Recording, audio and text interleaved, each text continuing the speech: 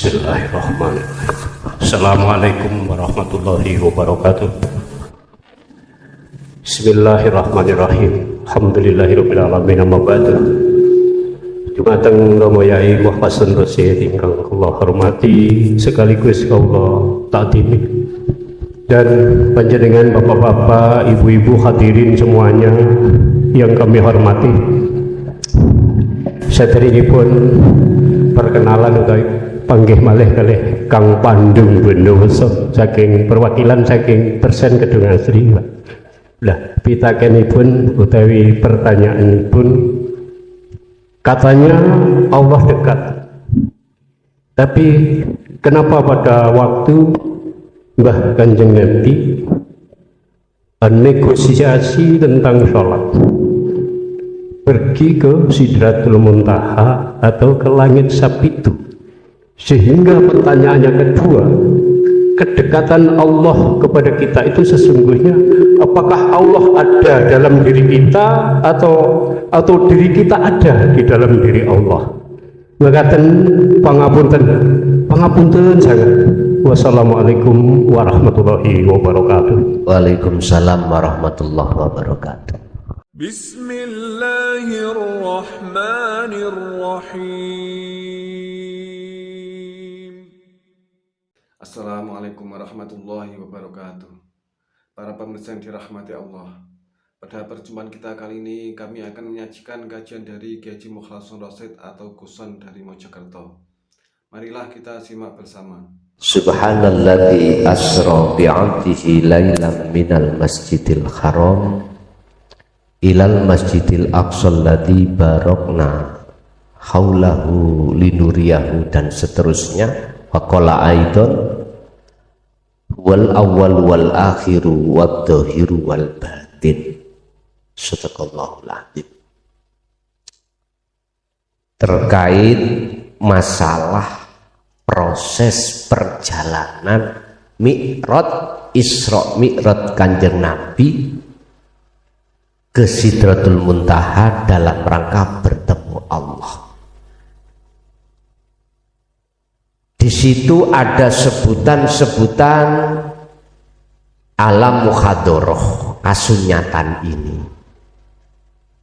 Minal Masjidil Haram ke Masjidil Aqsa.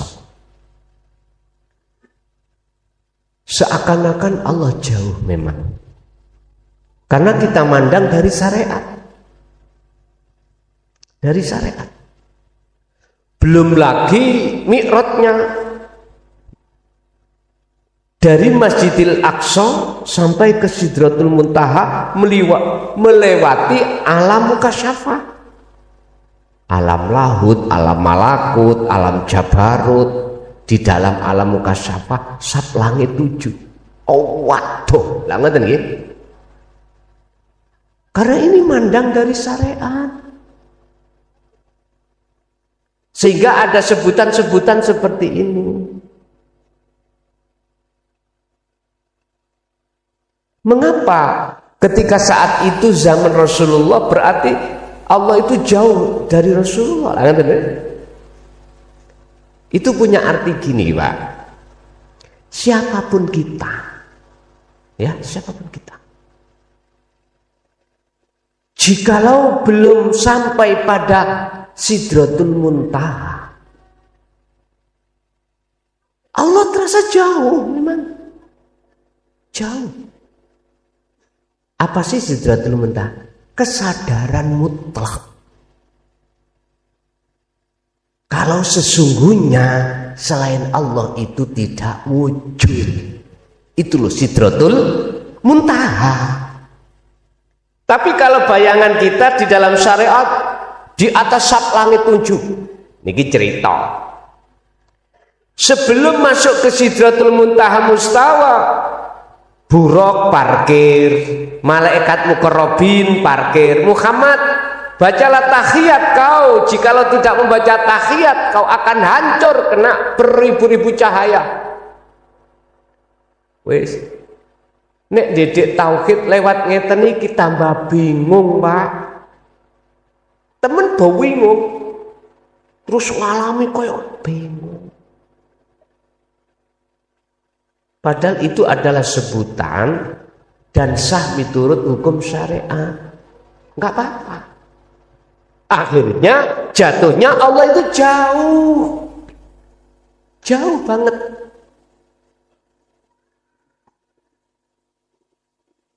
Padahal aslinya Allah itu dekat. Wa nahnu aqrabu ilaihi min hablil warid.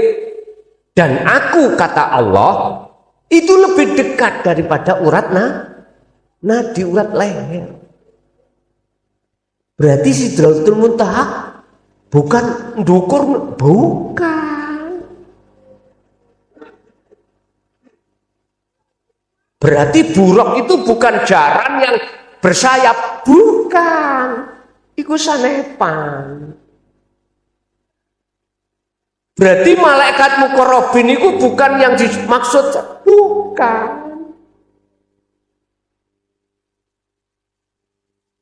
Bapak Ibu, iki nek kula gelar cara hakikate ning umum. Kula niku akeh sing gegemi ngene. Nek cara kula dibenci pun 24 tahun, Pak. Pun segonjangan. Tahu segonjangan? Melenger. Memang saya dapuknya itu menjadi wayang yang dicaci. Tidak apa-apa. Tidak apa-apa. Saya dicaci. Jadi gimana? Bukan apa-apa. Sebab tentang fafirru ilallah, seruan untuk lekas lari kembali menuju kefitrahan pada Allah, itu adalah inni lakum minhu nadhirum mubin. Sifatnya saya itu cuman nyampe notok, nggak ada urusan memaksa, ngajak supaya enggak. Nadhir, memperingatkan aja. Mengapa harus diperingatkan? Karena kondisi umat Islam, khususnya pada umumnya kondisi ruhaniyah umat manusia, bittikhadikumul ijlah, dadekno Tuhan yang bukan Tuhan. Bisa. Terus pertanyaannya tadi,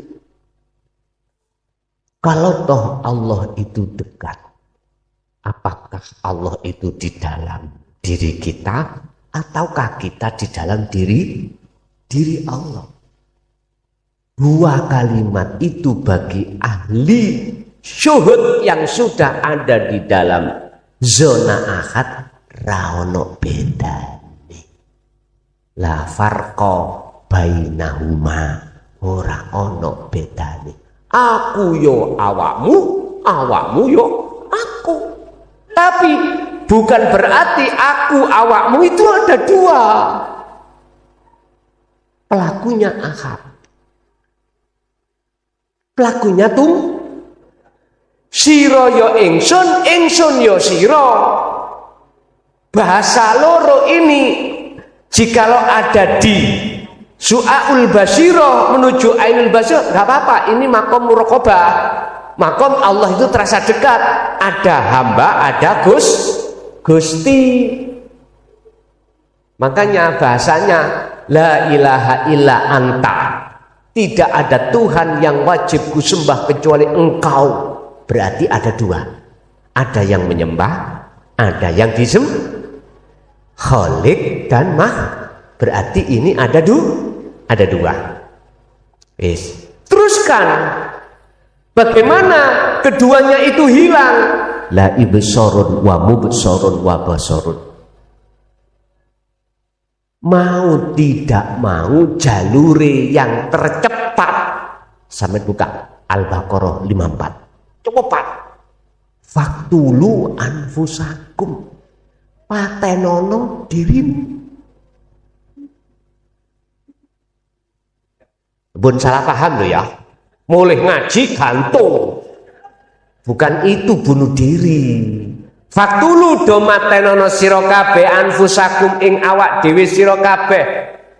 Ngajine ngantuk, mulih tanggepane bunuh di wah kula dikecek polisi, Pak.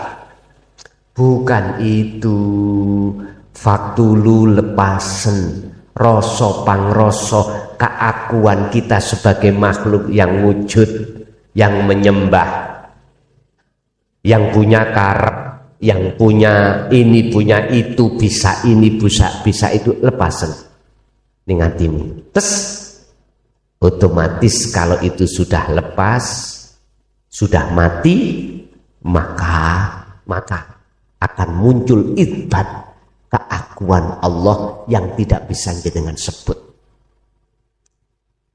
Idfin mendemo sira kabeh wujudaka ing eksistensi Anda, wujud ira pendemen di mana? Fil ardil khumul, ing dalem bumi khumul. Dalam hikam niku berarti pendemen keakuanmu, rasa pangrasamu sebagai makhluk yang ini yang itu hilangkan, baru nanti akan muncul kebenaran. Ini laksana jenengan ini nandur jeruk nek gak sampean pendem wite, sampean gelendang netok wae piye saged bagus gini? Gak bisa. Pohon jeruk menghasilkan buah yang bagus seperti ini, sampean lihat, karena wite pohonnya mancep di tanah. Mancep dong. Baru akan memunculkan buah yang bagus. Tapi kalau jeruknya itu wite diuncalno enak, diuncalkan ya, dilemparkan aja nih keramik, dilempar aja di atas tanah, enggak mancep. Buahnya seperti ini enggak bisa. Sama jenengan pingin buah kemakrifatan yang sempurna, pendem keakuan diri. Kalau sudah keakuan diri sudah terpendam, maka akan muncul kebenaran keakuan Allah. Berarti di situ apakah diriku ada di dalam Allah, apa Allah di dalam diriku? Sama saja. Siro yo aku yo siro. Tapi bukan dua. Sironya hilang, akunya hilang. Makanya dalam tauhid kan ngeten Pak, pendidikan ini proses. Pertama, la ilaha illallah. Kedua, la ilaha illahua. Ketiga, la ilaha illa anta. Keempat, ana. Niki ni Quran. Syariat, thariqat, hakikat, ma'rifat. Ini. Kita sebelum ke la ilaha illa ana, ingsun Allah, anta Allah, ana makhluk harus hilang dulu. Sirone hilang, siro Allah hilang, ana makhluk harus hilang. Akhirnya jadi ana urip. Kalau di sini maka sudah tidak ada bedanya antara siro dengan ingsun, antara saya dengan anta kau. Inilah maksudnya pujinya Qadim ala Qadim. Pujinya Allah pada Allah sendiri. Sehingga bisa kami simpulkan, dikatakan makrifat, dikatakan bertemu Allah, itu bukan si hamba bisa bertemu, bukan. Bagaimana mungkin si hamba bisa bertemu kepada Allah? Si hamba statusnya tidak ada, Allah itu ada. Apa mungkin perkara yang tidak ada bisa melihat, bisa bertemu yang ada? Gak mungkin. Justru yang bisa melihat yang ada, bertemu yang ada, itu sesuatu yang ada sendiri. Bingung Pak? Mboten ta? Nek bingung, makalah iki sampai empun dibuang, sampai simpen ning lemari. sampai suatu saat akan membutuhkan ini. Saya ulang, dikatakan bertemu Allah sesuai dengan Quran, wa man kana yarju liqa Allah fa inna ajalallah, barang siapa dalam hatinya ada keinginan untuk bertemu Allah, maka Allah berjanji dalam waktu yang sudah ditentukan pertemuan itu pasti terjadi. Yang dikatakan bertemu adalah bukan si makhluk bisa bertemu Allah. Karena status makhluk itu tidak ada, apa mungkin perkara yang tidak ada bisa melihat, bisa bertemu kepada yang ada? Tidak. Berarti yang bisa bertemu yang ada, bisa melihat yang ada sendiri. Dari proses tiadakan dirimu baru akan muncul adanya yang ada. Tambah ngalem Gus. Pun rokokan dulu Pak, nyantai. Wis, kembali kepada pertanyaan Bapak.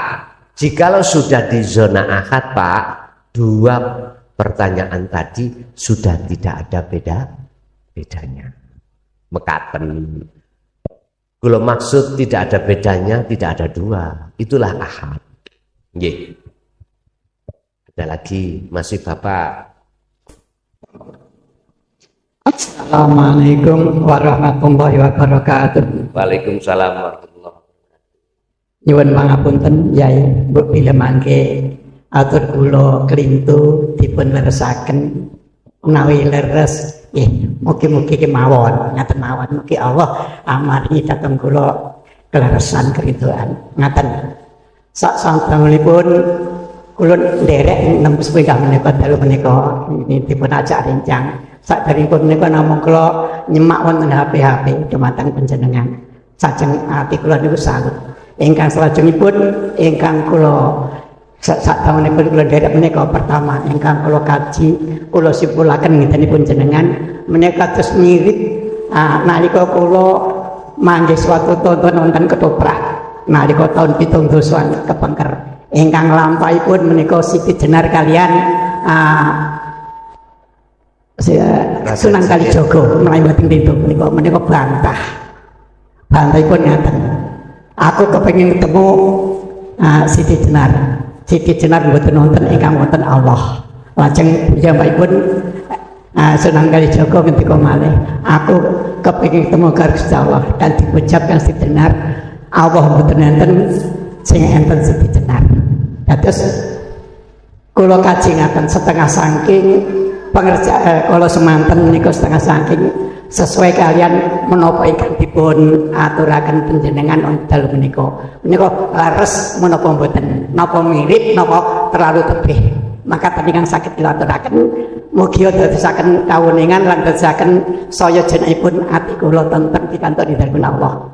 Assalamualaikum warahmatullahi wabarakatuh. Waalaikumsalam warahmatullahi wabarakatuh. Dalam konteks pengajaran Siti Jenar itu adalah manunggaling kawula kelawan Gusti. Iki masyarakat yang banyak gak paham maksudnya. Kebanyakan pemahamannya itu hamba makhluk iso tunggal dadi siji ambek Gusti. Iku pemahamannya. Padahal bukan itu. Maksudnya adalah disebut Esa Tunggal itu la ibsarun wa mubsarun wa basarun. Ditegaskan di dalam kitab Hikam, yang menyembah dan yang disembah siro dan ingsun Siti Jenar dengan Allah, nama itu enggak ada. Sebab kalau masih menyebut nama iku sik kulit jopo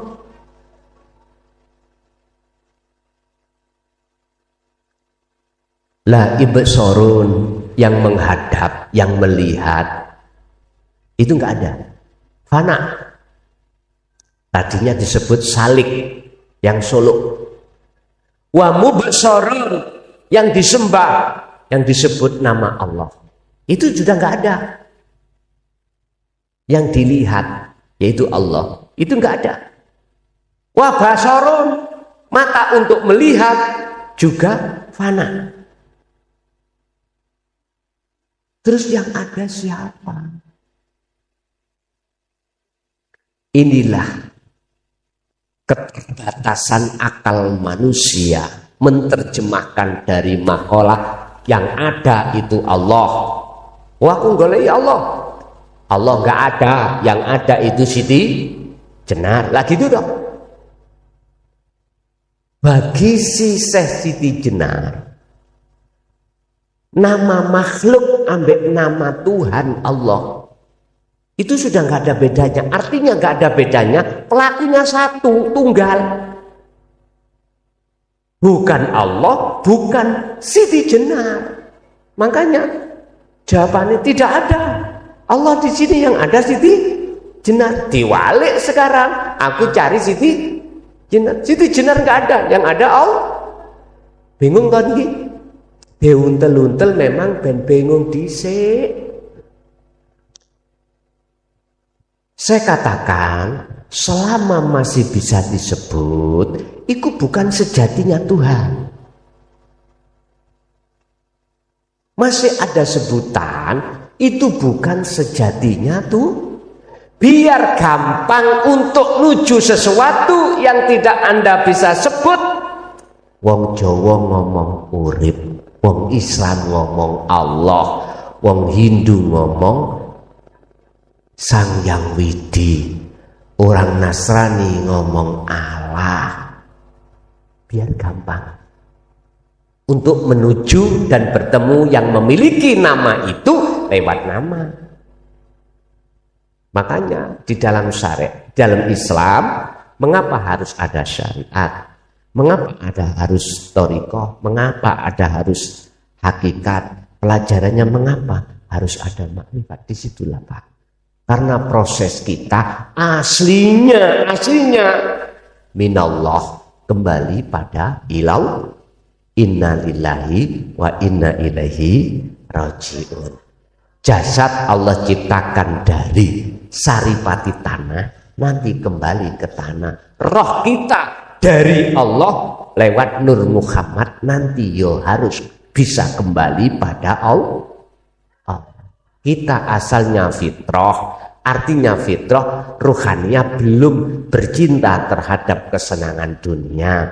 Waktu zaman nukot goib sampai akil balik, wis iki makna fitrah. Artinya fitrah ruhaniyah kita belum ada selingkuh terhadap selain Allah. Ketika saat kita dewasa akil balik baru mulai kita selingkuh, bercinta pada selain Allah. Sama sejarahnya Nabi Adam nggih ngoten.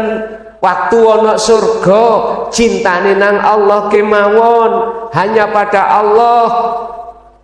Ngomong dam wala taqraba hadhihi syajarah, jangan kau mendekat itu pohon itu jikalau kau ingin terus tetap di surga. Tapi mengapa pada saat itu iblis nggodha akhirnya Adam keprosot? Nggih mboten? Niku proses Pak. Innalillahi. Sekarang yang terpenting wa inna ilaihi, itu yang terpenting. Kita gak usah gegeran pinter-pinteran ilmu, ya tak?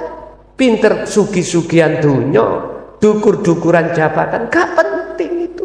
Sing penting bagaimana kita di dunia ini bisa wa inna ilaihi, wis itu aja. Tapi ngeten ayati Allah, alhaakumut takasur hatta zurtumul. Ngoten bagi siapa yang hatinya bermegah-megahan dengan duniawiyah, dia akan lalai terus pada Allah. Hal itu terjadi hatta zurtumul, sampai mati. Ya naudzubillah. Jadi Bapak niku leres miturut kalam ning maksude kula jejerke, itu maksudnya ahad. Allah dengan Siti Jenar itu sebutan, Dan itu tidak ada bedanya di dalam keruhaniannya Siti Jenar. Karena keduanya itu nama itu sudah tiada. Sehingga tidak ada bedanya di antara dua. Seperti pertanyaan yang pertama tadi loh. Apakah Allah ada di dalam diri kita? Apakah kita yang ada di dalam diri Allah? Kalau disebut ahad tunggal, itu nggak ada yang lain, Pak. Nggak ada yang lain.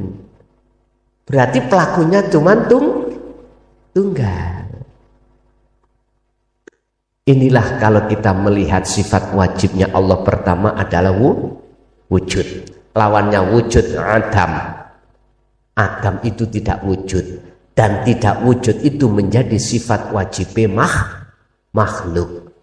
Kita mengatakan wujud makhluk ini karena pandangan syariat. Diwujudkan oleh yang wujud. Prosesnya kan gitu, ya toh? Oke, iki nggak salah. Cuman kalau kita melihat aslinya yang wujud siapa? Itu sebagai sifat wajibnya Allah di sifat nafsiyah. Nanti ada sifat ma'ani. Ini yang sering kita rampas. Kudrat, rumangsa kuat, iradat, kehendak, ilmu, ngerti, alim, ya dah? Terus hayat, hidup, kita merasa urip. Terus apa? Hayat, sama, merasa kita mendengar, bisa mendengar. Basor, melihat, kalam, berbicara. Kalau itu jadi sifat wajib Allah, lawannya 7 itu apa? Kalau sama, budek berarti. Lah budek itu tadi sifatnya wajib kita sebagai manusia. Tapi mengapa kok kita dengar suara lagi itu kan? Ya kudu ditafakuri dingen-ngen. Akhirnya manusia dibagi dua. Satu manusia yang merasa dirinya yang mendengar, berarti duduknya di taholli. Ada manusia itu sudah tidak merasa dirinya yang mendengar, tapi yang maha mendengar. Dalam suara, dalam telinga itu ada sifat sama. Dalam sama itu ada hidup. Itulah sebetulnya. Maka dia duduk di tajalli. Menurut saya kalimat Siti Jenar itu benar tapi membahayakan. Sama dengan jenengan waulo. Yakin kalau semuanya datangnya dari Allah, belanja dari seorang suami itu dari Allah, tidak dari suami makhluk. Akhirnya mengatakan, ya Allah, bojoku minta uangnya. Nah, ini benar iman hati jenengan, tapi bahaya ketika diucapkan di lisan. Al-halat pernah terjadi. Ana al-haq. Saya adalah kebenaran, saya adalah Allah. Beliau memakai dalil surat Toha ayat 14, innani anallah. Dia berkata, ana al-haq, la fi jubati illallah. Tidak ada di dalam sarungku, jubahku itu, gamisku kecuali Allah. Ini karena al-halat itu sudah kefanaan selain ahad. Kita yang belum paham di situ akan pasti menuduh al-halat mengikrarkan diri sebagai itu Tuhan. Akhirnya dipenggal. Lah saya mulai tahun 2000 sampai 2014 saya proses, Pak. Tadi contoh masalah apa? Masalah itu surat Al-Qasas tadi. Kalau yang memberikan petunjuk itu bukan makhluk beliau Muhammad, tapi Allah. Itu biar sinkron bagaimana? Allah menzahirkan wujudnya berupa hidup di dalam kanjeng Nabi. Tapi bukan kanjeng Nabi itu sejatine Allah. Maneh sampean buka di dalam surat Az-Zumar ayat Az-Zumar ayat 44. Iki malah ekstrim aneh iki. Mpun kaget sampean. Iki menyinggung masalah syafaat lho ya. Masalah syafaat. Ngene ayatnya.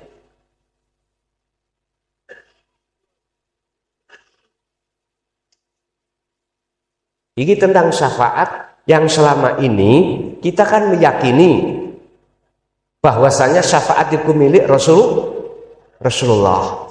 Yang bisa memberikan syafaat itu adalah Rasul. Monggo. Az-Zumar ayat 44 dibuka. Kul lillahi syafa'ah jami'an. Kul katakan Muhammad, ini Allah merintahkan langsung terhadap Rasulullah. Katakan Muhammad tentang syafaat. Terus budi. Lillahi ku tetap kedue Allah. Apa asyafaatu utawi pertolongan. Asyafaatu pertolongan dalam hal apapun, Pak. Jenengan disyafaati Allah, ditulungi Allah bisa sampai di sini. Jenengan disyafaati Allah bisa mengangkat rokok, bisa mengangkat air minum, akhirnya bisa meminum. Hilanglah rasa haus akhirnya. Itu syafaat semuanya. Apa asyafaatu utawi syafaat jami'an kelawan sekabehane Muhammad, katakanlah bahwasanya syafaat itu semuanya milik Allah. Milik Allah. Pun, mengapa harus ada keterangan bahwasanya syafaat itu milik Rasulullah? Yang bisa memberikan syafaat itu hanya Kanjeng, karena kita memandang makhluknya, Pak. Pandangan syariat, yuk gak salah, karena melihat makhluknya. Kalau kita tetap melihat makhluknya, pandangan kita syafaat itu milik Rasulullah dan yang memberikan Rasulullah Muhammad ibnu Abdillah. Rasulullah pernah mengatakan Al-Kahfi ayat 110 tadi, kul katakan Muhammad nopo Gusti ingkang kula katakan terhadap umatku, innama ana basarum mislukum, sesungguhnya aku Rasulullah Muhammad iku basyar, manusia, mislukum sama dengan kau. Artinya ayat ini, jangan kau sembah aku, jangan kau puja-puji aku, sembah puja-pujilah siapa yang kusembah. Itu Rasulullah mendidik kita seperti itu.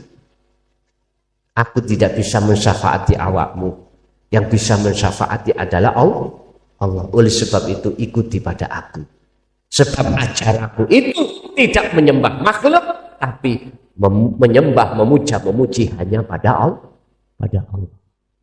Itu Rasulullah. Biar sinkron ini lho Pak, syafaate Allah diletakkan terhadap Kanjeng Nabi Muhammad, terus diberikan terhadap umat. Sama dengan nyun sewu, saya ngelak, syafaate Allah ditaruh di air, akhirnya ketika saya minum hausnya hilang. Tapi jangan beriman bahwasanya makhluk ini yang menghilangkan, bisa menghilangkan rasa haus. Jangan. Hati jenengan imani tetap satu, hanya pada Allah. Ya bunaya, wahai anak putuku, la tusyrik, jangan pernah billah kuwi itu menyekutukan Allah. Sebab inasirka sak temene menyekutukan pada Allah, mengadakan iman selain Allah, iku ladzulmun adzim. Mbah buyute dosa, mbah buyute gelap, iku jenenge peteng dedet, gelap gulita. Surat Luqman ayat 31, ayat 13. Luqman itu surat ke-31. Ayatnya ayat 13, beliau berpesan anak putune, termasuk Nabi Musa. Ya tak, dipesani anak kabeh itu, dipesani anak putuku, janganlah kau sekali-kali menyekutukan Allah. Artinya mengadakan iman selain Allah. iku makhluk. Sebab jikalau itu terjadi, inna syirka iku la dzulmun azim. Banget kesalahannya. Ya udah. Tergantung dikembalikan pada kita. Apakah kita masih tetap dalam hati ini ada iman selain Allah atau tidak? Kalau ada ya resikonya sendiri, kalau tidak ya akibatnya yang kok diterima konsekuensinya masing-masing. Ingat Pak, hidup di dunia itu laksana mampir sebentar. Setelah kematian itulah kehidupan yang abadi. Tinggal pertanyaannya, kita buta atau tidak? Mengapa kita harus buta pada Allah? Ketika di dunia qad khasiral ladina kadzabu bi liqa'illah, kita nggak mau untuk bertemu Allah. Ini persoalannya. Inginnya ruhaniyah itu selalu bertemu pada selain Allah. Terus yang tidak buta, mengapa qad aflahal mu'minuna alladzina hum fi sholatihim khashi'un, sehingga sholatnya selalu bertemu Allah, bahagialah dia. Sekarang tinggal pilih kita mau apa enggak. Yang jelas gini Pak, carilah agama yang mendidik ruhaniyahmu untuk menuju ahad. Udah. Mana di antara beberapa agama yang mendidik hal itu? Yang jelas, saya tidak ragu lagi, Islam ada. Dinut Tauhid. Selain daripada Islam, aku juga nggak ngerti. Karena saya dilahirkan secara syariat dari orang tua yang syariat Islam, otomatis. Yang saudara saya di Nasrani, apakah ada pendidikan tentang ketuhanan menuju ke akad? Monggo, lanjutkan. Yang Hindu Buddha ada enggak? Silakan. Enggak masalah. Cuman jikalau tidak ada, mohon maaf. Cuman saya mengingatkan saja. Wa anibu ila rabbikum wa aslimu lahu min qabli ayatiyakumul adzab. Jangan pernah kau mati dulu sebelum kau itu menuju ke akhirat. Wis titik. Apapun agamamu, apapun benderamu, jangan pernah sebelum meninggal Anda itu belum menjadi kekasih Tuhan. Wis titik. Sekarang Ibu ada pertanyaan Ibu? Saudara-pun kesabakan Assalamualaikum warahmatullahi wabarakatuh. Waalaikumsalam. Kan ucapan Bismillahirrahmanirrahim. Pertama, ku ingkang kula hormati Bapak Kiai sedaya rencang dulu. Bedende. Nggih. Pramila kula wantun bicara niku jane niku kula niki saderengipun crita riyin Pak nggih. Jadi sebelum kita cerita nanti tidak akan ada titik temu apa yang mau kita sampaikan kepada jenengan semua atau Pak utamanya Pak Yai. Itu loh. Jadi pada waktu itu mungkin kawan kita di sini juga ada yang masih di perjuangan termasuk Mas Nur. Waktu itu Pak kita pernah kenalkan dulu Pak. Nama satu hari kami dari Persen Tegal Delimo Kedung Asri. Kami beragama Hindu. Tapi waktu itu kita Buratna, kita pernah mendatangi suatu Pak Yai yang di Brasan Pak. Namanya kalau nggak keliru Pak Wakit Pak, betul Pak? Betul, nah betul. Pernah lupa ingat Pak saya nampak. Nggih, Pak Nur. Awal cerita, jadi kita itu jadi tim Buratna waktu itu, karena kita juga umat Hindu, istilahnya tadi Bapak Kiai tidak sampaikan, kita tidak mengenal baju, maka bertemulah kami dengan seorang Kiai Pak Yai Wakit. Nah, cerita setelah itu Buratna jadi, kita juga masih istilahnya tuh TK Pak, untuk Pak Yai itu baru masuk sana masuk sini dalam rangka sekaligus istilahnya sambil kampanye gitu loh Pak waktu itu, tapi halus-halusan gitu loh Pak ceritanya. Jadi ngeten kula ke Pak Yai, akhirnya kula jadi murid yang paling nol dewe. Bodoh kula masih TK Pak. Permasalahannya Pak, setelah Buratna jadi, kita dipilih kerjaan Pak. Ini kita udah hutang budi sama Pak Tohari. Pak Tohari mengawasi apa itu Pak? ADD atau Pak Tuhari ngirim tenaga ke Maluku. Kita tadi sampai Pak belum sempat masuk tapi udah kenal kayak gini, masih nol Pak, belum ngerti apa-apa Pak. Akhirnya ini aja Bu, kalau kita hanya mulai 2 desa, ini kita ke Maluku saja. Nanti kita bawa, kalau ke Maluku bebannya orang 300. Siap sana, siap bilang gitu. Oke, pun itu buat nanti jerut nih ya, intinya begitu Pak. Nah saat ini pertanyaan saya, tadi Pak Yai nyampaikan bahwa Tuhan itu Esa itu satu saja, yang mana ada Allah, ada Sang Hyang Widi, ada Allah Bapa, mungkin di Jepang ada Mon. Nah, itu nama-nama Yai. Ibaratnya satu air aqua. Gitu, saya tahu itu kan air. Di dalam yang juga dikemas namanya baru air aqua. Tapi sebelum dikemas, kalau kita mungkin ke Bali Pak, di sana itu disebut betul Pak. Nah, kalau kita ke Jawa Barat, di sana ketemukan sudah disebut cai. Cai betul Pak ya? Ya betul. Kalau kita dari ke Sumenep, mungkin ketemu Bapak aeng, ya, Cak Nare Madura aeng, kan gitu Pak G. Jadi hal itu semua itu banyak nama Pak, istrinya satu nama, banyak nama. Tapi setelah kita sokehkan kepada Pak Yai yang lebih tahu daripada kita, sekarang kita masih nol Pak. Di situ sebenarnya paling tahu adalah air. Kalau air Bapak tahu, ibuku ngerti, nah Mas Niko ngertos, nek niku air itu ya banyu.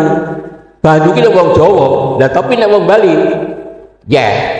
nek wong Madura, niku mboten perlu dimasalahkan Pak. Setelah kita pelajari inti apa yang dimaksud Pak Yai tadi, sumbernya hanya satu. Pertanyaannya saya, loh, tadi Pak Yai sebut Sang Hyang Widi, terus tujuannya ke sana. Oh, kalau nanti Allah Bapa kepada Yesus Kristus Allahnya ke sana, Pak. Tadi sudah tujuannya hanya kebaikan ketuhanan Pak. Hanya satu ketuhanan saja, bukan kita wong Hindu bulan ini esok merokok wong iki. Ini di sini tidak ngomongkan Hindu Muslim. Tadi datang ke sana dan ingin menjadi kepada Pak Kiai kita yang pernah kita masuki dulu Pak.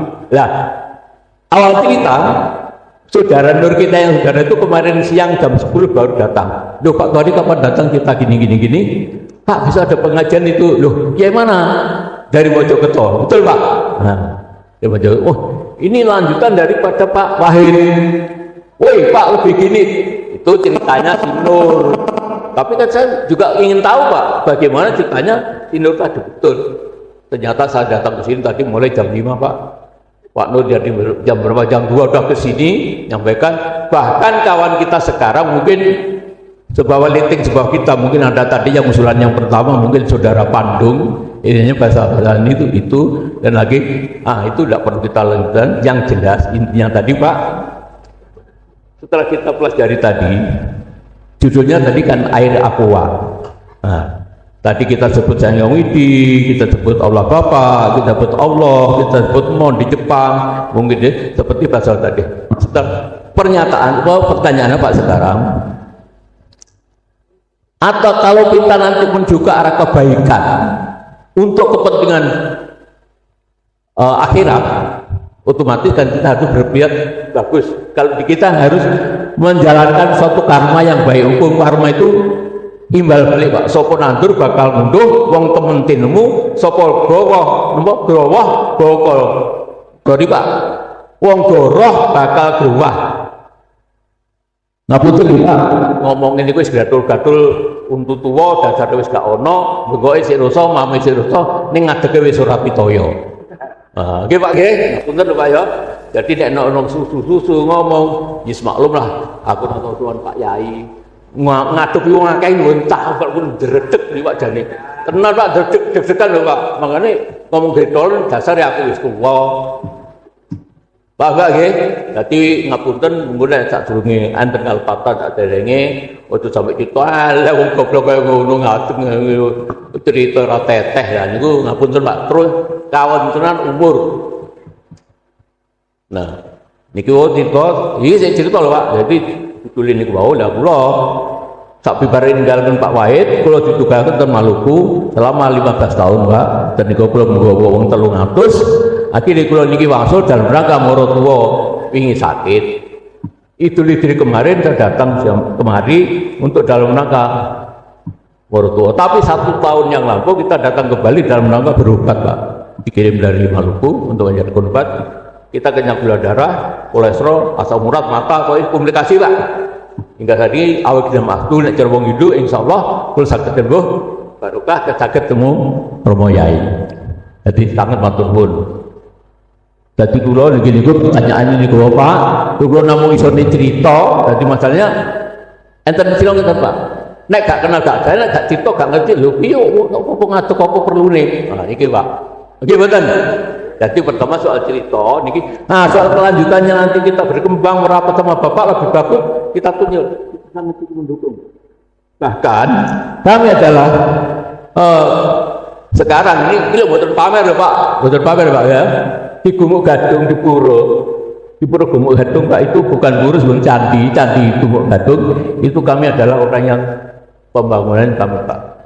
Kami bergabung sama Pak Wan Vito, belinya sekarang ada di Jepang, bahkan sekarang kita ngumpul untuk bangun 10 tahun, kalau itu sebelum 20. Gitu Pak. Jadi mungkin Bapak-Bapak berkenan kalau ingin di Alas Purwo, kita juga begitu Pak, di sana saat ini Dhamma Purnama itu di Alas Purwo, kami juga panitianya waktu itu. Tidak lagi ke Gumuk Gadung, terus kita pindah ke Maluku. Dan maka bahwa orang Tran sekaligus orang Hindu hanya 2. Tapi kita harus menaklukkan orang gunung di sana, orang 65 kakak. Ini cerita. Tapi makin jangan itu, saya nggak ceritanya, udah cerita, tak terus. Apa perlu nih, betul perlu. Soalnya masalah di Kiwau, amalan sing kula sampai akan datang Pak Wah itu, kula itu jeringan projek 0 kutul Pak TK, ngerti ini tuh bismillah itu assalamualaikum itu mau Pak. Jadi nek, tapi, jangan Pak Yai sing kula dengeraken itu. Persis dalam ajaran ingkang kula rasuk. Sapa nandur munduh neten kene kula ten hukum karma. Sapa ten temen bakal nemu. Sapa goroh-goroh. Mangkane sakniki awake dhewe wong Jawa lek goroh ya growah niku ngapuri niku mboten apik. Nah, makanya tujuannya adalah ketuhanan. Nah, niku Pak. Tadi mangke mungkin untuk kedepannya juga nanti kita mau secara pribadi ketahui Pak Kiai ngomong-ngomong masalah hanya 4 mata bahkan orang pandai ini mungkin kan sementara cerita ini dulu kita sampaikan kepada jenengan pun nanti mungkin enten hal-hal ingkang mboten kula sengaja utawi kalpat kula Pak Yai nggih. Dadi kanthi renan yang penggal lho Pak. Dadi iki rene gurgedabul ngomong tok. Wis tak aku wah dan iki ampun ngantos mangke ten hal-hal ingkang kados kula inginaken Pak nggih kula mawon ngapunten enggak kata. Jadi mangke masalah ini mangke kula dapat Pak Yai langsung kaitannya kali peningkatan agama bahkan yang ada FKUB kerukunan antar umat di agama yang ada di Banyuwangi saya sepakat mendukung Pak. Betul Pak, kita yakin berjuang untuk itu nanti. Dengan kita mudah, mungkin orang Jawa lebih ada candi atau kawruh Jawa yang enggak ada tempatnya Pak. Kalau Bapak mau, tapi kan tadi sampaikan kita melepaskan baju orang enek batas sih Pak. Oh iki nggih pura, iki nggih mulhura, kula bebas netral. Anggap saja kita tuh ya lepasan baju. Jadi mungkin bahasa kita ingkang kakak Pak Yai mungkin yang mungkin make saiki kula belum tutup dengan mengucapkan assalamualaikum warahmatullahi wabarakatuh. Dan kami Om Swastiastu. Matur nuwun Pak Yai, terima kasih. Untuk menjadikan rohaniah berbudi luhur, belajarlah ilmu sejati atau sejatinya ilmu. Dulu sekitar tahun 74 kami sudah dididik oleh orang tua tentang ilmu sejati Pak. Mohon maaf Dan ilmu itu tidak kontroversi dengan dinut tauhid, cuman bahasanya bahasa Jawa. Menurut kami tidak ada kontradiksi. Betul, menurut kami. Karena semua inti pengajarannya adalah untuk mengesahkan pada Allah. Makanya wong Jawa biyen nyebut Gusti Allah. Ngomong Gusti Allah itu angel.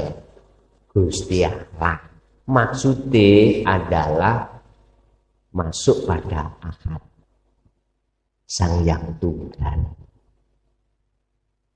Otomatis terlepas pengajaran ini dengan ilmu syariah. Artinya tidak mengajarkan tentang ilmu syariah. Dulu, Pak. Bapak Ibu, itu pendidikan rohaninya memangnya. Ketika kita masuk ke ranah kitab suci umat Islam Al-Quran, maka di situ ada firman Allah yang tercipta, ayat Allah yang tersirat dan yang tertulis. Antara yang tercipta dan tertulis itu ada tersirat. Dulu Pak, mungkin jenengan sing sepuh-sepuh pernah ngalami. Saking orang tuanya sendiri-sendiri diajarkan belajar ilmu tentang alam, tafakur tentang alam, sebetulnya menuju ke akad. Tapi berhubung pengajarannya ilmu terbatas, ya, selalu memakai bahasa isyarat, sanepan, ya ora mudeng-mudeng. Contoh air tadi. Ini alam, air ki alam. Tapi di sini ada pendidikan, ada pendidikan. Kalau di mohon maaf, kalau kita bahasa di sini menyebutnya air Indonesia.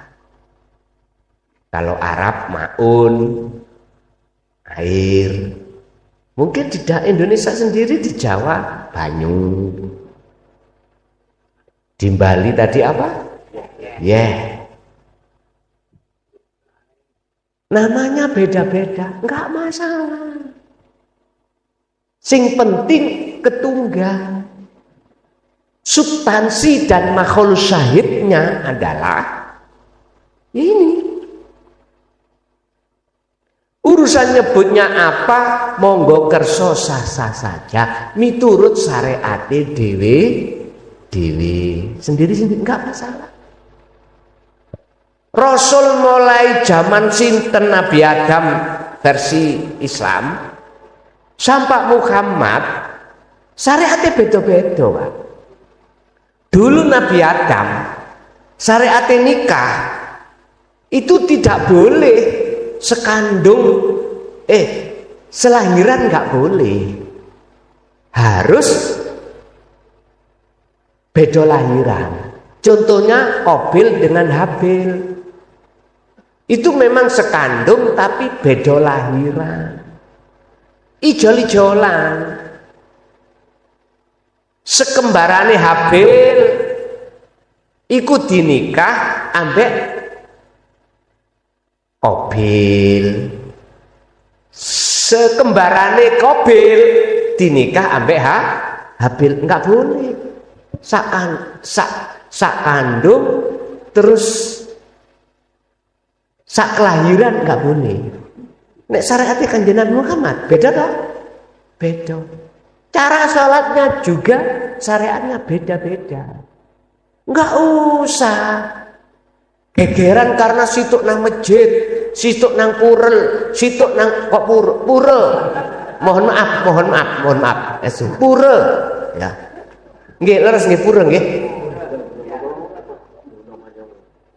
Mohon maaf. Karena saya dulu iku soboin ning purel, Pak kula. Nggih. Jadi apalagi dari kepala desa ngeten iki, dijaki kanca-kanca. Gus, ana mening ngoten budal apa dituhankan ngoten lho beda dituhankan. Yang nang gereja silakan nang gereja. Yang terpenting saudara-saudara saya ke masjid, yang nang pura, nang ke gereja, semuanya hatinya bertuhan. Enggak ada masalah. Semua rasul dan nabi itu, sampean buka kalau di dalam Al-Qur'an surat Al-Anbiya ayat 25. Wa ma arsalna min qablika mir rasulin illa nuhi ilaihi annahu la ilaha illa ana. Loh yang terakhir loh. Muhammad dalam Gusti, aku ini ora tahu, tidak pernah mengutus utusan sebelummu itu kecuali semuanya harus mengemban, mengajarkan tentang keesaan. Ana, anta sudah, huwa sudah, Allah sudah, artinya sudah tidak fanatik dengan Allah. Boleh dengan sebutan apapun, seperti air tadi lho Pak nggih. Huwa anta, satulah ke ana. Ana itu ahad, ya sudah air dok, hanya air. Nah itu Bapak Ibu, berarti setiap rasulnya siapapun membawa ketuhanan, ajaran yang mendidik untuk mengesahkan Tuhan. Kalau sudah ke ahad, ke esa, maka tidak fanatik dengan nama. Jadi gak menyalahkan yang mengatakan Sang Yang Widi, enggak. Sang Yang Sekerta juga tidak. Tuhan Bapak, Tuhan Ibu, Tuhan Allah, enggak. Yang Allah, enggak. Kalau sudah di ahad. Kalau belum Pak, mohon maaf. Kalau rukun. Sehingga mengapa Indonesia negara satu tapi bangsa-bangsanya banyak sampai detik ini masih kokoh? Karena ketuhanan yang maha esa. Lihat di Timur Tengah sampai sekarang. Bangsanya satu, negaranya banyak, mureh. Gelut. Jangan lihat. Perang antara saudara, perang antara bendera. Podo Islami, Syiah, Sunni. Melihat sampai tumpah darah. Melihat zaman Irak-Iran tahun 80, tahun 90. Sampai masih menangis. Ya tak? Sama-sama Islam padahal. Bangsanya satu Arab, Timur Tengah, negaranya banyak. Makanya orang sana itu melihat orang Indonesia itu heran. Negaranya siji, bangsanya wakil. Kok rukun? Kembali kepada imam-imam kita karena mengajarkan ilmu ketuhanan. Kalau sudah masuk ke ranah ketuhanan, nggak ada gelupan, nggak ada khilaf, nggak ada perselisihan. Ini kalau mau.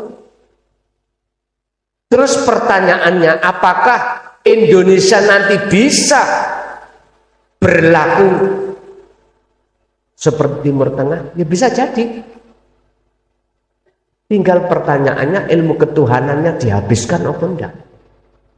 Mohon maaf, ada gerakan-gerakan radikal, gerakan-gerakan yang mengubah asas Pancasila dengan bahasa khilafah. Mohon maaf loh ya, itu mohon maaf kemarin itu.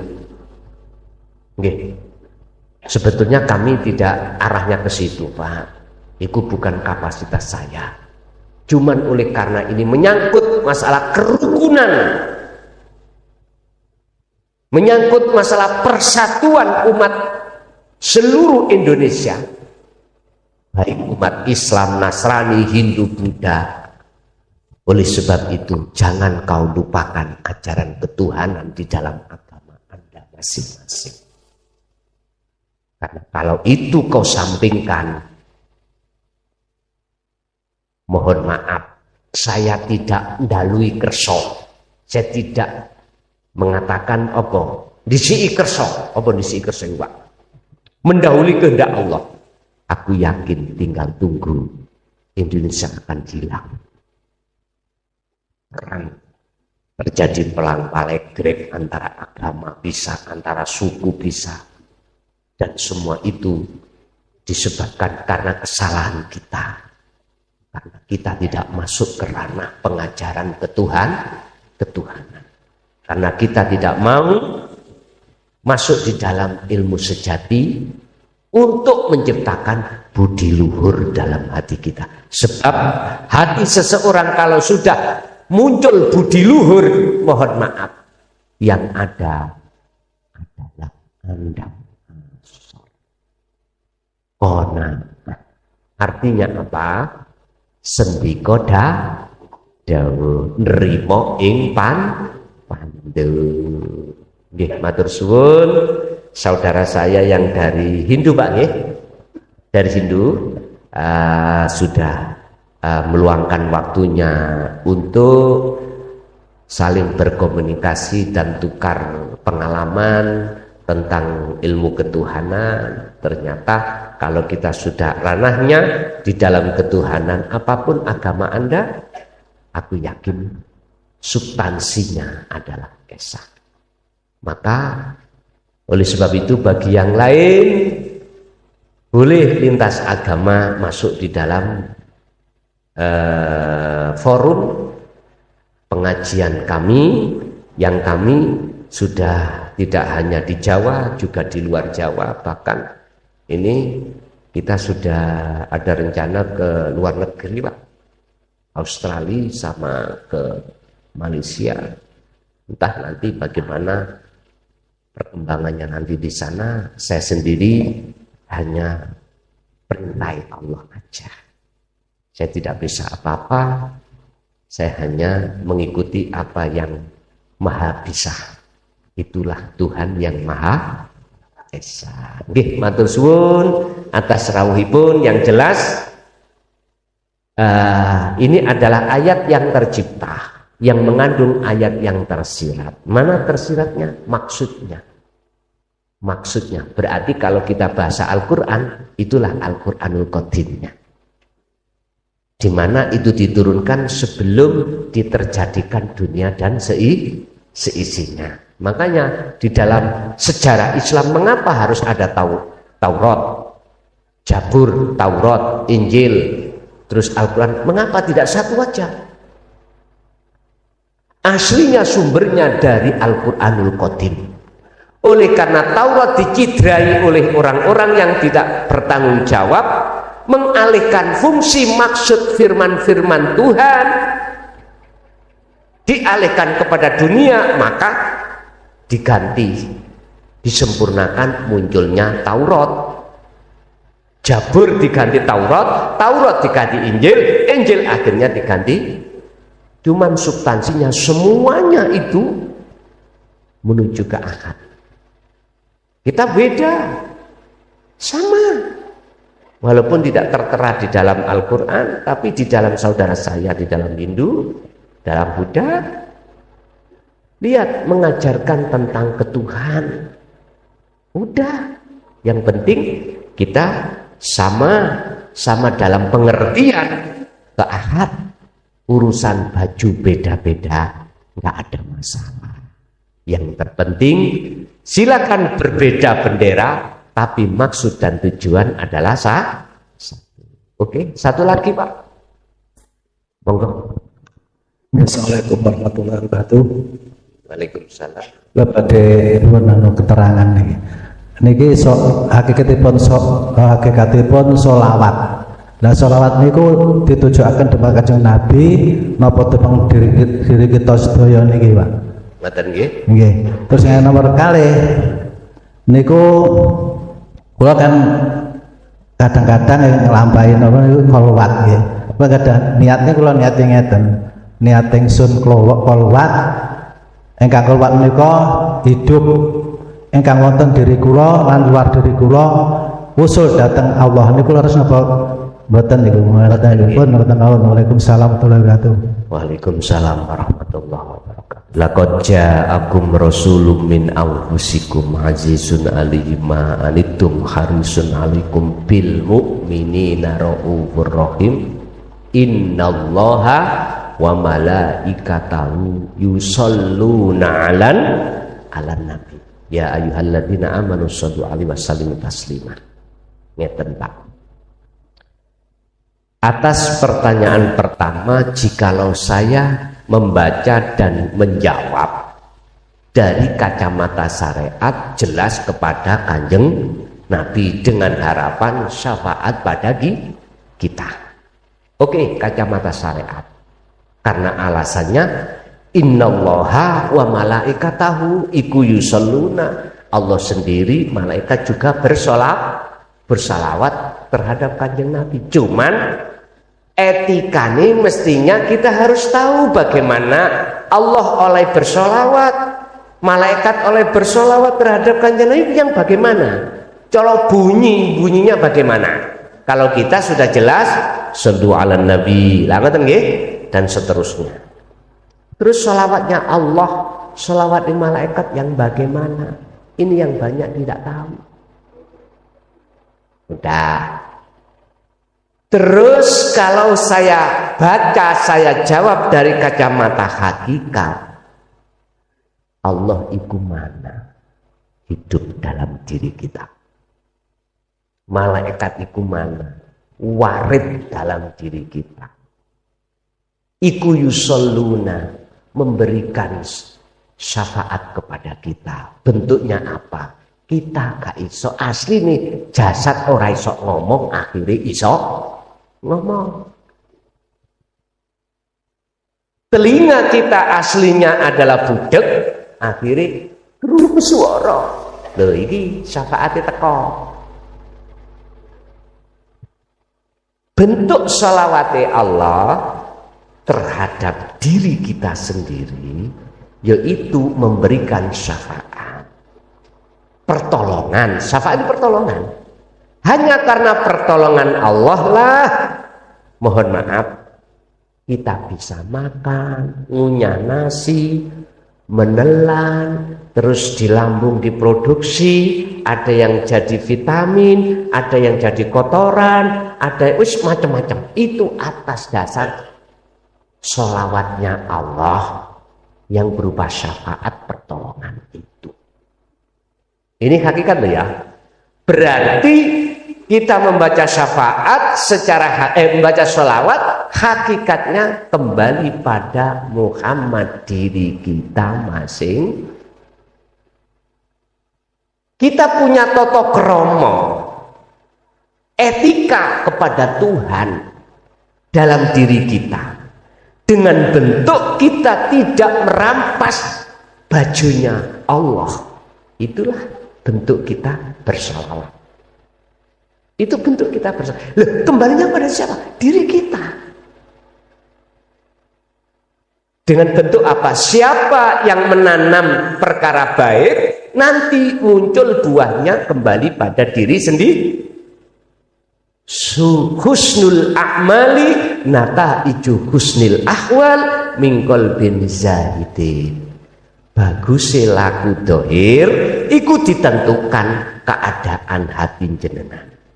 Keadaan hati jenengan bagus iku sebabnya mingkol bin zahidin, manunggal atau keakal ketika berlaku. Maka disinilah maksud siapa yang menanam kebaikan akan memetik buah kebaikan. Sebaliknya su'ul a'mali nata iju su'il ahwal mingkol bin ro'ibin. Nah ini jelas, siapa yang menanam kejelekan maka dia akan menuai kejelekan itu sendiri. Inilah ajaran tentang masalah budi luhur dinut tauhid itu seperti itu. Oke. Jadi sholawat secara pandangan syariat tidak salah, secara hakikat juga tidak salah. Sekarang kita sinkronkan. Bagaimana syariat dengan hakikatnya itu sinkron. Kembali lagi saya katakan, karena syafaat ditaruh di dalam diri Muhammad, maka seakan-akan Muhammad itu bisa memberikan syafaat. Tapi aslinya yang memberikan syafaat adalah Allah. Karena syafaat Allah ditaruh di dalam air, maka seakan-akan air itu bisa menghilangkan rasa haus, dahaga, haus. Padahal sejatinya yang menghilangkan rasa haus adalah hidup di dalam air. Oke, Bapak Ibu. Satu kali lagi mau. Enggak. Bonus satu kali. Nikah. Ini kok.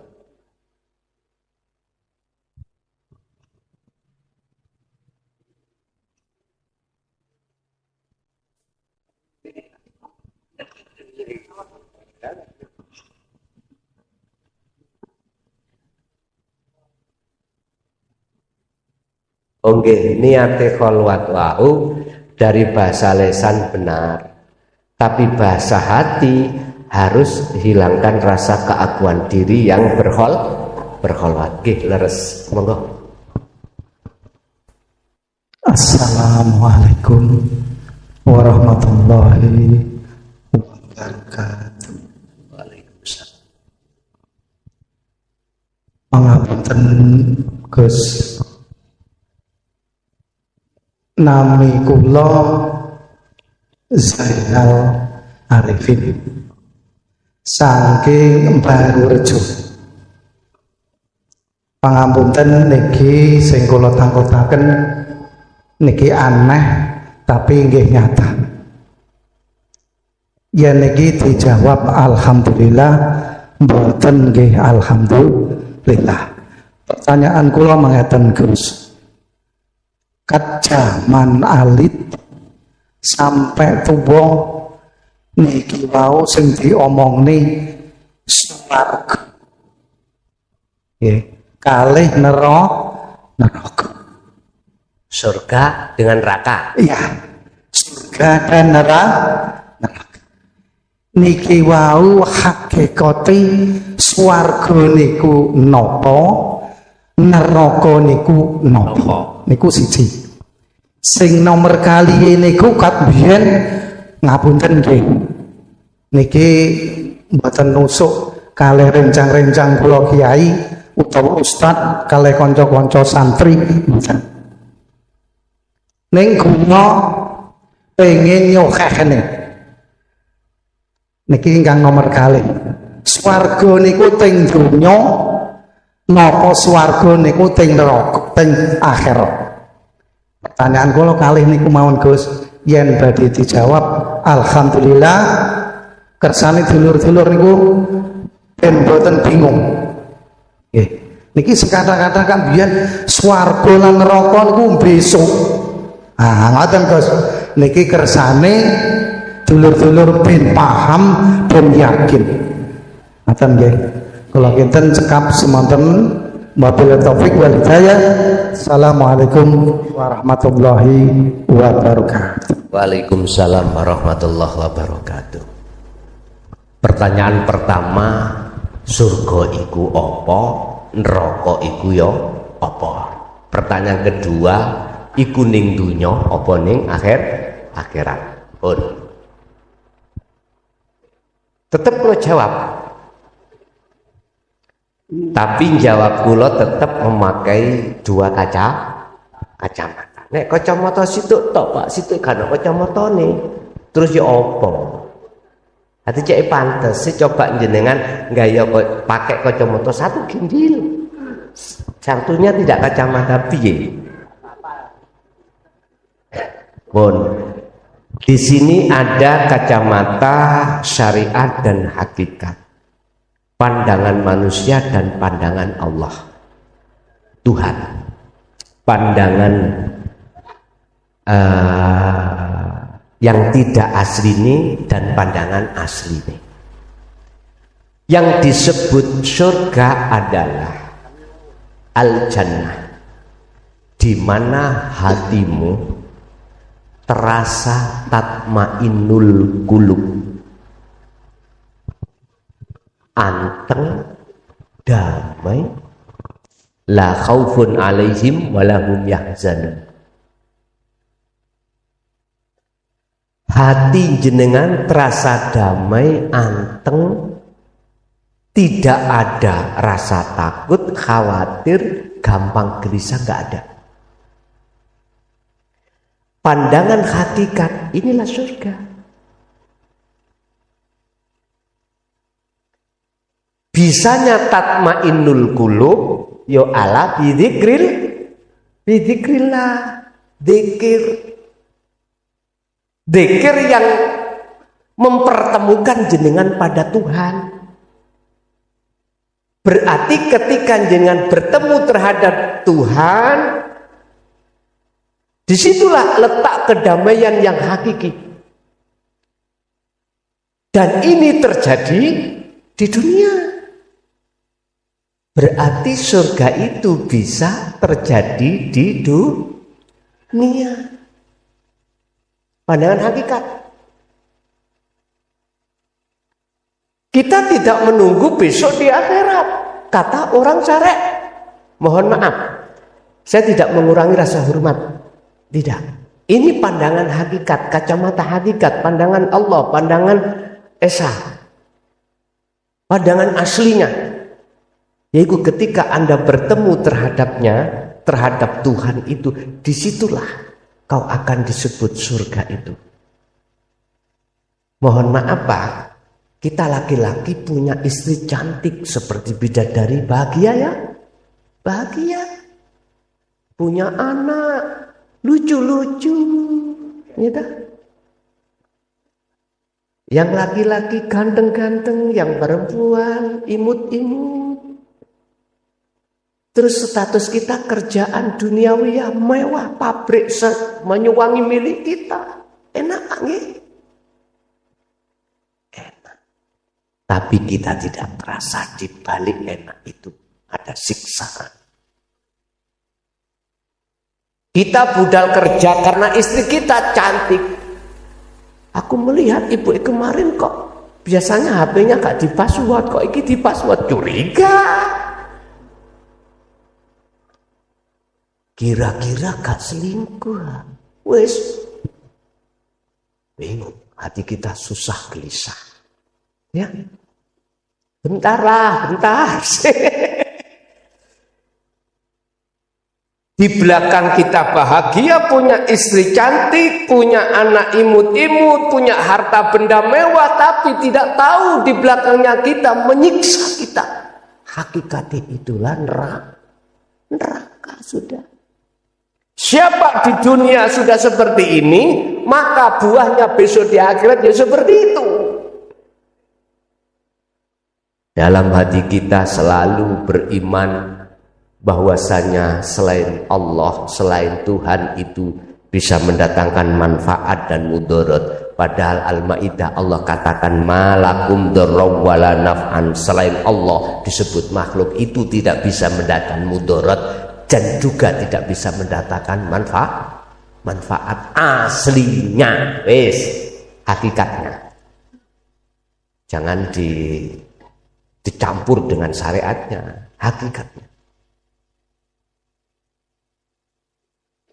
Berarti secara hakikat surga sudah terjadi dalam diri kita setelah pertemuan jenengan terhadap Tuhan yang kumaksud Esa tadi.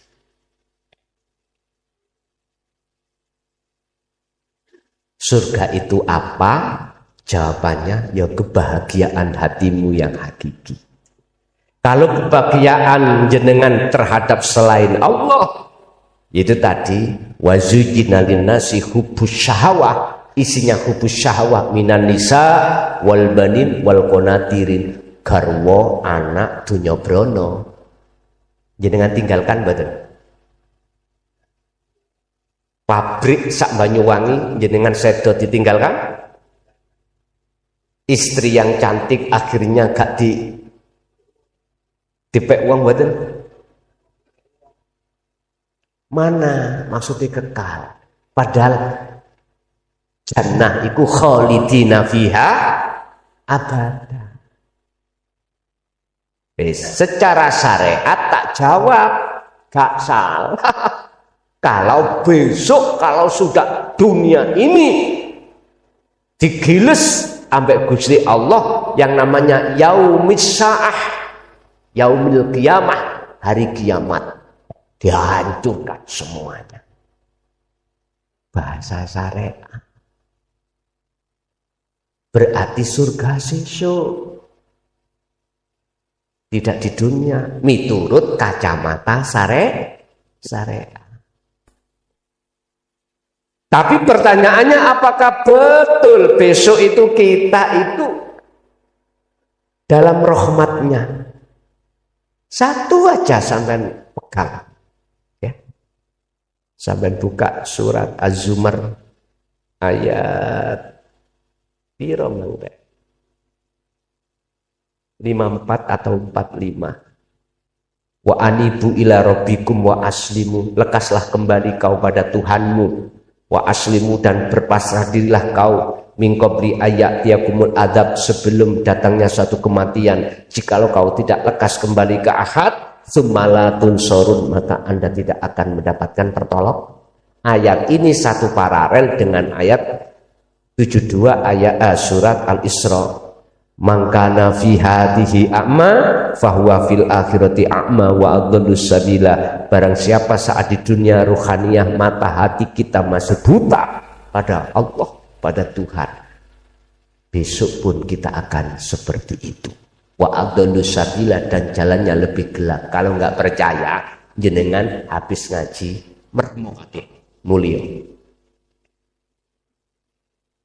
masih dalane padang ya apa tetep kelihatan mungguh kita tetep gelap.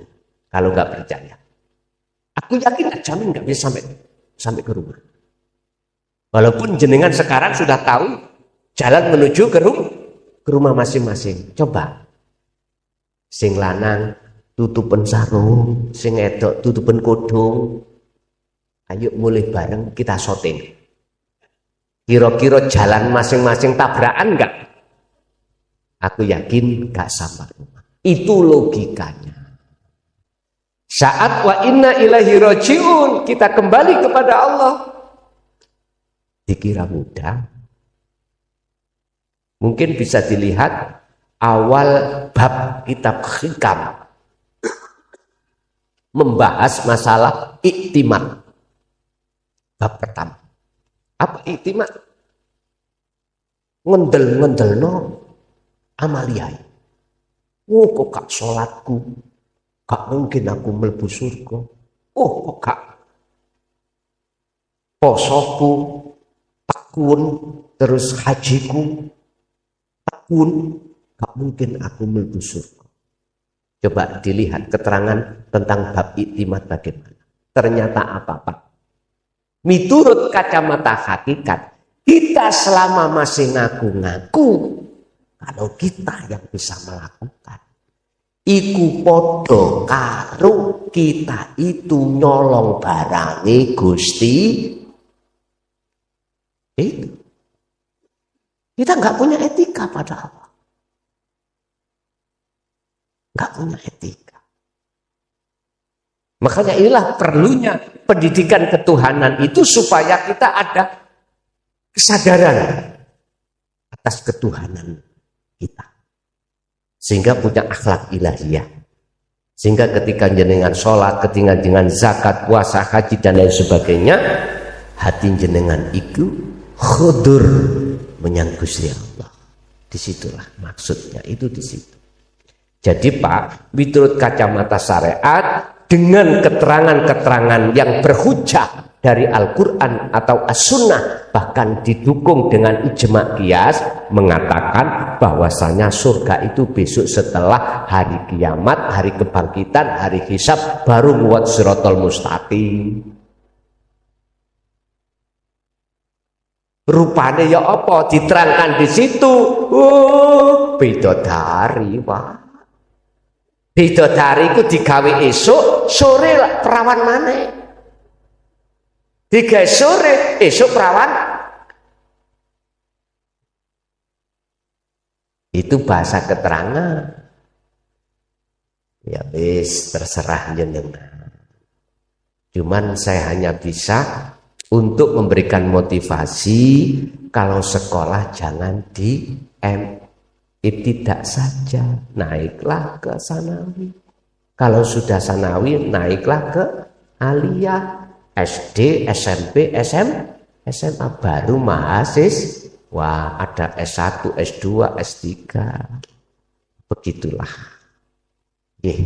Itu jawabannya Bapak Ibu dari kacamata syariat dengan kacamata hakikat. Oke, Bapak Ibu sedaya mawon semua aja yang sudah masuk dalam atensi ini, saya ucapkan beribu-ribu terima kasih, dan segala apa yang telah Allah berikan pada malam hari ini tentang teori ilmu di dalam ilmu ketuhanan, estu menjadi satu ilmu yang bermanfaat dan barokah terhadap kita dan keluarga kita ila yaumiddin. Lahumul Fatihah.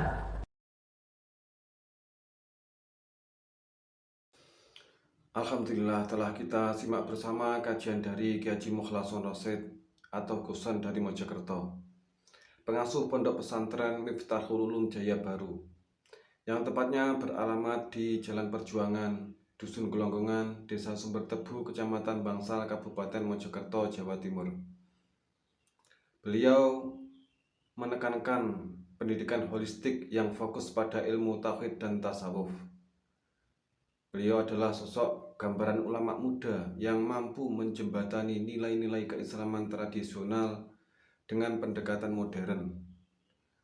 Beliau mengajak pendengarnya untuk tidak hanya memahami Islam secara tekstual saja, tetapi juga memahami maknanya secara spiritual.